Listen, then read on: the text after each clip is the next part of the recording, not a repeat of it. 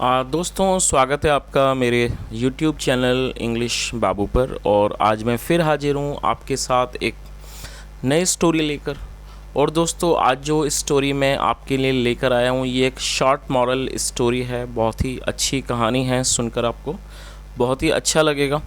उसके अलावा दोस्तों, इस स्टोरी के अंदर आपको कुछ नए इंग्लिश के वर्ड मीनिंग सीखने को मिलेंगे, उनकी करेक्ट प्रोनाउंसिएशन के बारे में पता चलेगा। और उसके अलावा इसका जो ग्रामर का स्ट्रक्चर है, एक एक स्ट्रक्चर को बिल्कुल ही डिटेल में कवर करेंगे। तो जो ट्रांसलेशन का जो प्रोसेस है आप उसे बहुत ही अच्छे तरीके से सीख पाएंगे, साथ में समझ भी पाएंगे। तो चलिए दोस्तों, आज की इस कहानी को हम शुरू करते हैं। और सबसे पहले कहानी का टाइटल देखते हैं। कहानी का टाइटल है ट्रू फ्रेंड। क्या मतलब हुआ दोस्तों? ट्रू एक एडजेक्टिव है, आप इसे नोट कर सकते हैं। ट्रू का मतलब होता है सच्चा और फ्रेंड का मतलब दोस्त। ट्रू फ्रेंड मतलब कि सच्चा दोस्त। तो दोस्तों, ये आज की इस कहानी का टाइटल है, शीर्षक है।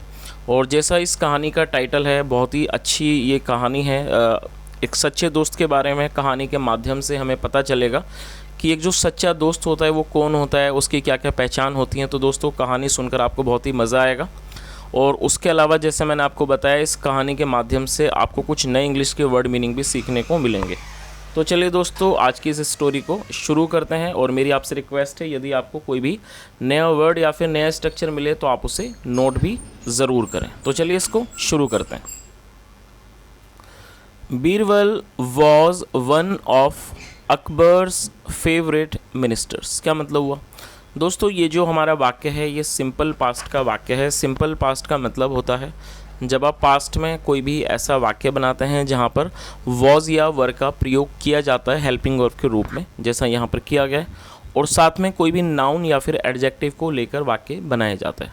उसके अलावा आपको ये चीज़ याद रखनी है कि जब हम सिंपल प्रेजेंट या फिर सिंपल पास्ट में कभी कोई भी वाक्य बनाते हैं तो वहाँ पर कभी भी किसी भी तरह की वर्ब का प्रयोग नहीं किया जाता है। चलिए, तो इसका क्या मतलब हुआ? और दोस्तों, यहाँ अकबर के बाद एपिस्ट्रोफी एस का प्रयोग किया गया है। एपिस्ट्रोफी एस का मतलब होता है का, के, की। जब आप किसी नाम के साथ या फिर किसी व्यक्ति के साथ कुछ जोड़ना चाहते हैं तो आपको वहाँ पर एपिस्ट्रोफी एस का प्रयोग करना होता है। और फेवरेट का मतलब होता है पसंदीदा। तो इस लाइन का क्या अर्थ हुआ? Birbal was one of Akbar's favourite ministers. और मिनिस्टर मतलब था मंत्री, मतलब जो बीरबल थे वो अकबर के एक मतलब सबसे पसंदीदा मंत्रियों में से एक थे। चलिए आगे देखिए। He often received many precious gifts from Akbar and his salary was much higher than that of any other minister. क्या मतलब हुआ दोस्तों? ये जो हमारा वाक्य है ये पास्ट इंडेफिनिट का अफर्मेटिव वाक्य है। और जब हम पास्ट इंडेफिनिट में कोई भी अफर्मेटिव का वाक्य बनाते हैं तो वहाँ वर्ब की सेकंड फॉर्म का प्रयोग किया जाता है। रिसीव का मतलब होता है मिलना या फिर प्राप्त होना, और ये सेकंड फॉर्म है। तो इस लाइन का क्या अर्थ हुआ? ही ऑफन रिसीव्ड। ऑफन का मतलब अक्सर, प्राय। ही ऑफन रिसीव्ड मतलब अक्सर उनको मिलते थे, प्राप्त होते थे। Many precious gift. प्रीशियस मतलब कीमती, मूल्यवान। उन्हें अक्सर मूल्यवान या कह सकते हैं कीमती जो गिफ्ट थे, उपहार थे, वो उन्हें मिलते थे फ्रॉम अकबर, अकबर से। एंड हिज सैलरी, और जो उनकी सैलरी थी मतलब जो उनकी तनख्वाह थी, वॉज मच हायर, वो बहुत ज़्यादा थी। Than that of any other minister. Than that of any other minister मतलब किसी अन्य। और दोस्तों, THN का मतलब होता है दैन। जब हम किसी की तुलना करते हैं तो दैन का प्रयोग किया जाता है। तो इस लाइन का क्या अर्थ हुआ कि जो उनकी सैलरी थी, जो उनकी तनख्वाह थी, वो किसी अन्य मंत्री की तुलना में बहुत ज़्यादा थी। चलिए आगे देखिए। Slowly and steadily Birbal was growing rich. क्या मतलब हुआ दोस्तों? ये जो दोनों वर्ड आप देख रहे हैं, स्लोली और स्टीडली, ये दोनों के दोनों एडजेक्टिव हैं। एडजेक्टिव का मतलब ये दोनों एडवर्ब हैं। एडवर्ब का मतलब होता है ऐसा कोई भी शब्द जो किसी वर्ब की विशेषता के बारे में बताता है, उसे एडवर्ब कहा जाता है। और आप देखेंगे कि ज़्यादातर जो एडवर्ब हैं वो ly पर ख़त्म होते हैं, तो आप इन्हें आसानी से पहचान सकते हैं। स्लोली का मतलब होता है धीरे धीरे, आप इसे नोट कर लीजिए। और स्टीडली का मतलब होता है लगातार। और दोस्तों ये जो हमारा वाक्य है ये पास्ट कॉन्टीन्यूअस का वाक्य है। पास्ट कॉन्टीन्यूअस का मतलब होता है जब आप पास्ट में ऐसा वाक्य बनाते हैं जहाँ आप ये दिखाते हैं कि पास्ट में कोई काम हो रहा था, कोई क्रिया चल रही थी, तो इस तरह का वाक्य पास्ट कॉन्टीन्यूअस का वाक्य कहलाता है। जहाँ पर वॉज या वर का प्रयोग होता है हेल्पिंग वर्ब के रूप में और साथ में वर्ब की फोर्थ फॉर्म लगाई जाती है, जैसा यहाँ पर लगाया गया है ग्रोइंग रिच। तो इस पूरी लाइन का क्या अर्थ हुआ? Slowly and steadily Birbal was growing rich, मतलब कि धीरे धीरे और लगातार जो बीरबल थे वो वॉज ग्रोइंग रिच, वो अमीर हो रहे थे। और दोस्तों ग्रो रिच को आप नोट कर सकते हैं, ग्रो रिच का मतलब होता है अमीर होना और ये फोर्थ फॉर्म है। तो इस पूरी लाइन का क्या अर्थ हुआ कि slowly and steadily Birbal was growing rich, मतलब धीरे धीरे और लगातार बीरबल जो थे वो अमीर हो रहे थे। चलिए आगे देखिए। As he was growing rich his list of friends began to increase. क्या मतलब हुआ? दोस्तों ये बिगिन की सेकंड फॉर्म है। बिगिन का मतलब होता है किसी चीज़ का शुरू हो जाना, शुरू करना, बिगिन, और सेकंड फॉर्म है बिगिन। और इंक्रीज़ का मतलब होता है बढ़ना, और जो इसका अपोजिट है वो है डिक्रीज़। डिक्रीज़ मतलब घटना और इंक्रीज़ मतलब बढ़ना। तो इस लाइन का क्या अर्थ हुआ? As he was growing rich, मतलब जैसे कि वो अमीर हो रहे थे, या कह सकते हैं जैसे जैसे वह अमीर हो रहे थे। हिज लिस्ट ऑफ फ्रेंड्स, जो उनके दोस्तों की जो लिस्ट थी, जो उनके मित्रों की जो लिस्ट थी, बिगेन टू इंक्रीज़, वो बिगेन टू इंक्रीज़, वो बढ़ने लगी। तो इस पूरी लाइन का क्या अर्थ हुआ कि as he was growing rich his list of friends began to increase, मतलब जैसे जैसे वो अमीर हो रहे थे उनकी मित्रों की, उनकी दोस्तों की जो लिस्ट थी वो बढ़ रही थी। बिगेन टू इंक्रीज़, वो बढ़ रही थी। आगे देखिए। He became very popular. दोस्तों ये जो हमारा वाक्य है ये भी पास्ट इंडेफिनिट का ही अफर्मेटिव वाक्य है। पॉपुलर का मतलब होता है मशहूर होना, और ये एक एडजेक्टिव है। और आपको ये चीज़ याद रखनी है कि जब आप किसी एडजेक्टिव को वर्ब बनाते हैं तो वहाँ पर आपको एक सपोर्टिंग वर्ब का यूज़ करना होता है। तो यहाँ पर सपोर्टिंग वर्ब के रूप में बिकम का प्रयोग किया गया है, और ये पास्ट इंडेफिनिट का सेंटेंस है, तो यहाँ पर बिकम की सेकंड फॉर्म लगाई गई है। तो आप इस वर्ड को नोट कर सकते हैं। बिकम पॉपुलर का मतलब होता है मशहूर होना, और ये सेकंड फॉर्म है। तो इस लाइन का क्या अर्थ हुआ? ही बिकेम वेरी पॉपुलर, मतलब वह बहुत मशहूर हो गए, या इस बात को ऐसे भी कह सकते हैं वह बहुत प्रसिद्ध हो गए। चलिए आगे देखिए। Everybody wanted to be his friend. क्या मतलब हुआ? दोस्तों ये भी पास्ट इंडेफिनिट का अफर्मेटिव वाक्य है, और वॉन्ट का मतलब होता है चाहना, किसी चीज़ की इच्छा रखना, और ये वॉन्ट की सेकंड फॉर्म है। तो और एवरीबडी का मतलब होता है हर कोई। Everybody wanted to be his friend, और बी मतलब होना, मतलब हर कोई उनका, हिज मतलब उसका या उनका मित्र बनना चाहता था, या कह सकते हैं होना चाहता था। Everybody wanted to be his friend, हर कोई उनका दोस्त बनना चाहता था, या ये कह सकते हैं हर कोई उनका दोस्त होना चाहता था। चलिए आगे देखिए।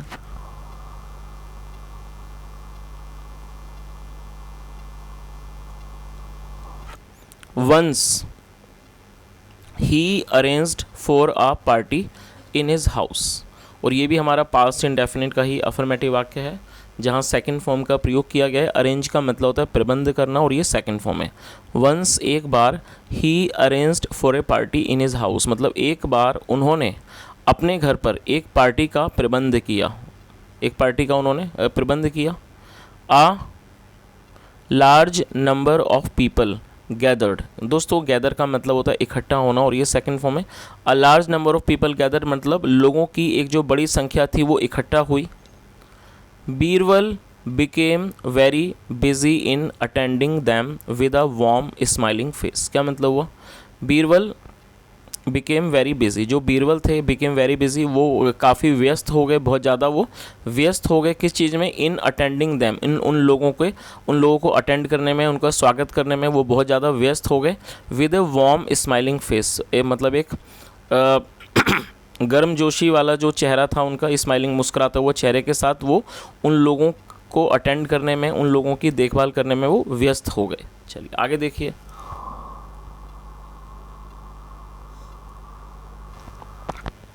आ man came forward and asked him, दोस्तों ये कम की सेकंड फॉर्म है केम, और ये भी हमारा पास्ट इंडेफिनिट का अफर्मेटिव वाक्य है। A man came forward, forward मतलब आगे। अ मैन केम फॉरवर्ड मतलब एक आदमी आगे आया, एंड आस्क्ड हिम, और उन्होंने उससे पूछा। किससे पूछा? बीरबल से। And asked him, Birbal now अब दैट की, तो क्या मतलब हुआ कि एक जो आदमी था वो आगे आया और उसने पूछा, बीरबल नाउ अब that you have become an established person. और दोस्तों इस्टेब्लिश्ड एक एडजेक्टिव है जिसका मतलब होता है स्थापित। तो उसने क्या कहा कि Birbal now that you have become an established person. और दोस्तों इस वाक्य में हैव के साथ थर्ड फॉर्म का प्रयोग किया गया है। ये हमारा प्रेजेंट परफेक्ट का वाक्य है। जब किसी भी वाक्य में हैज़ या हैव के साथ थर्ड फॉर्म लगाई जाती है तो वो प्रेजेंट परफेक्ट का वाक्य कहलाता है। तो उसने क्या कहा कि बीरबल अब आप एक स्थापित आदमी बन चुके हो, you have become an established person, अब आप एक स्थापित आदमी बन चुके हो। How many friends do you have, क्या मतलब हुआ? और दोस्तों ये जो हमारा वाक्य है how many friends do you have, ये हमारा एक पजेसिव सेंटेंस है। पजेसिव का मतलब होता है कि जब हम कोई भी ऐसा वाक्य बनाते हैं जहाँ पर हम ये दिखाते हैं कि किसी के पास कुछ है या नहीं है, तो वो पजेसिव वाक्य कहलाता है। और ये पजेसिव का इंटरोगेटिव सेंटेंस है। उसके अलावा इस वाक्य में आपको ये चीज़ याद रखनी है कि जब आप कोई भी पजेसिव में इंट्रोगेटिव का वाक्य बनाते हैं तो यदि उसके अंदर आप इंट्रोगेटिव वर्ड का प्रयोग करना चाहते हैं जैसा यहाँ पर किया गया, तो उसे आपको उस वर्ड को पहले मेंशन करना होता है। हाउ मैनी फ्रेंड्स, ये इंट्रोगेटिव वर्ड हो गया, मतलब कितने दोस्त। डू यहाँ पर हेल्पिंग वर्ब है और उसके बाद सब्जेक्ट और उसके बाद हमें हैव का प्रयोग करना होता है। तो इस लाइन का क्या अर्थ हुआ? How many friends do you have, उसने क्या पूछा कि how many friends do you have, कि आपके कितने दोस्त हैं। बीरबल सैड, बीरबल ने कहा, कम मतलब कि आना, एंड आस्क दिस क्वेश्चन, और इस सवाल को पूछना, when I will have nothing in my pocket, क्या मतलब हुआ? और दोस्तों ये जो आप वाक्य देख रहे हैं ये हमारा फ्यूचर का पजेसिव सेंटेंस है। जब आप फ्यूचर में कोई भी पजेसिव का वाक्य बनाते हैं, फ्यूचर पजेसिव का मतलब होता है जहाँ आप ये दिखाते हैं कि फ्यूचर में किसी व्यक्ति के पास कुछ होगा, तो इस तरह का जो वाक्य है वो फ्यूचर पजेसिव का वाक्य कहलाता है। तो इस लाइन का क्या अर्थ हुआ कि बीरबल ने क्या जवाब दिया? Birbal sad, come and ask this question when I will have nothing in my pocket. तो इस पूरी लाइन का क्या अर्थ हुआ? जो बीरबल थे उन्होंने इस बात का क्या जवाब दिया कि जब मेरी जेब में कुछ भी नहीं होगा तब आप आना और ये सवाल आप पूछना। चलिए दोस्तों कितना अच्छा उन्होंने जवाब दिया है। चलिए आगे देखिए, ओनली देन का मतलब होता है सिर्फ तभी। Will I be able to, will I be able to count my true friends, क्या मतलब है? Only then will I be able to count my true friends, मतलब सिर्फ तभी मैं जो है वो अपने जो सच्चे दोस्तों हैं, जो मेरे सच्चे मित्र हैं, सच्चे दोस्त हैं, मैं उनकी गिनती कर पाऊँगा। तो दोस्तों इस पूरी लाइन का अर्थ समझ में आ गया हो आपको। जब एक व्यक्ति ने उनसे पूछा कि बीरबल अब आप एक अच्छे स्थापित व्यक्ति बन चुके हो, how many friends do you have, और आपके कितने दोस्त हैं, जो बीरबल थे उन्होंने जवाब दिया कि जब मेरे पास मेरी पॉकेट में मेरी जेब में कुछ भी नहीं होगा तब आप आना और मुझसे आप ये सवाल पूछना। सिर्फ तभी मैं आपको बता पाऊँगा या मैं उस चीज़ की काउंटिंग कर पाऊँगा और तभी मैं गिनती कर पाऊँगा कि मेरे कितने सच्चे दोस्त हैं। The man was very surprised to hear this reply, ये जो आदमी था वो बहुत ज़्यादा हैरान हुआ। टू हीयर दिस रिप्लाई मतलब इस जवाब को सुनकर वो जो आदमी था वो बहुत ज़्यादा हैरान हुआ। चलिए तो दोस्तों कहानी का जो ये मॉरल है या जो एक छोटा सा एक सार है वो आप बहुत अच्छे से समझ पाए होंगे। जैसा हमने इस कहानी के अंदर देखा कि जो बीरबल थे जब वो काफ़ी अमीर हो गए तो उनके दोस्तों की भी संख्या बढ़ गई, और जाहिर सी बात है जब किसी व्यक्ति के पास धन होता है तो लोग उसके नज़दीक आते हैं, लोग उसके दोस्त बनते हैं, लेकिन कई बार वो सच्चे दोस्त नहीं होते हैं क्योंकि सिर्फ धन के कारण वो उस व्यक्ति के पास जाते हैं, उस व्यक्ति की रिस्पेक्ट करते हैं। लेकिन सच्चे दोस्तों की पहचान जब होती है जब हमारे पास धन नहीं होता है या हमारे पास जब किसी और व्यक्ति को देने के लिए कुछ नहीं होता है, तभी हमें पता लगता है कि हमारे सच्चे दोस्त कितने हैं। तो दोस्तों ये आज की एक छोटी सी स्टोरी थी और मैं उम्मीद करता हूँ कहानी आपको अच्छी लगी होगी, और यदि मेरा पढ़ाने का प्रयास आपको अच्छा लगा हो तो आपसे रिक्वेस्ट है आप वीडियो को ज़रूर लाइक करें, शेयर करें, चैनल को ज़रूर सब्सक्राइब करें। और दोस्तों मैं हमेशा आपसे कहता हूँ कि आप कमेंट के माध्यम से ज़रूर बताया कीजिए कि आपको जो ये स्टोरीज़ हैं ये कितनी हेल्पफुल लगती हैं, क्योंकि दोस्तों मेरे जो वीडियो बनाने का जो मेन मोटिव होता है, मैं इस तरह की स्टोरीज़ लेकर आता हूँ ज़्यादातर, जहाँ पर बेसिक ग्रामर का यूज़ होता है। क्योंकि ज़्यादातर जो लोग इस तरह के जो वीडियोस देखते हैं वो कहीं ना कहीं अपनी ग्रामर को इम्प्रूव करना चाहते हैं। तो जो मेरा जो लक्ष्य है वो ये होता है कि मैं इस तरह के वीडियोस लेके आऊँ जहाँ पर मैं छोटी छोटी कहानी के माध्यम से ग्रामर के स्ट्रक्चर को आप तक पहुँचा सकूँ, समझा सकूँ। और उसके अलावा जैसा आपने देखा है कि हर कहानी के अंदर आपको कोई ना कोई कुछ ना कुछ नए इंग्लिश के वर्ड मीनिंग सीखने को मिलते हैं, उनकी प्रोनाउंसिएशन के बारे में पता चलता है।